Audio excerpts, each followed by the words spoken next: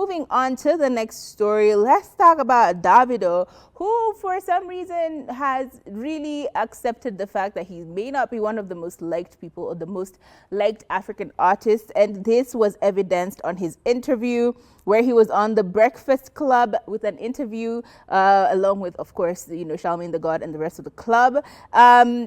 And he says that he has been receiving a lot of hate from netizens for his music. In fact, I quote, "If you ever see the crazy things that they say, I can't even show my wife because I know she will break down.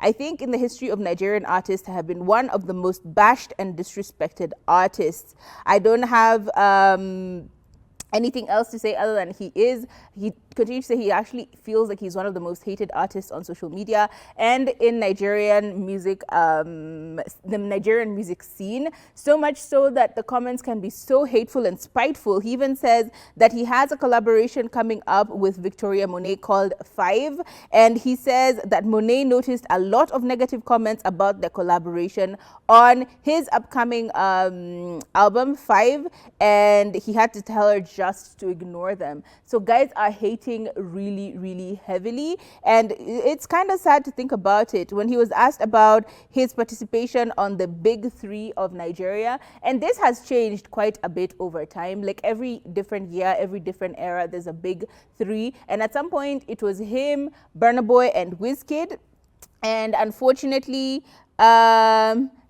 unfortunately for him, he has somehow been removed from that list. It keeps evolving, it keeps changing. Now we have Oxlade, I think Ashake, and a few other artists that are on this Big 3. Let me try and find them. Yeah, currently we have yes, we have Joeboy, Omale, BXN, Fireboy, and Oxlade and Sei Vibes, who are officially on this list. But yeah, it keeps evolving, it keeps changing, and we honestly can't wait to see what it's going to look like next year. But so far, a lot of hate on his part. We hope actually it changes. Like there's too much hate on this boy.